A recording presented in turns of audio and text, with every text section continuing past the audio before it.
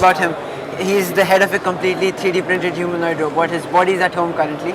So he's a 6 feet tall robot whom I intend to use for rescue purposes. I'm still working on him. I think he's absolutely unique.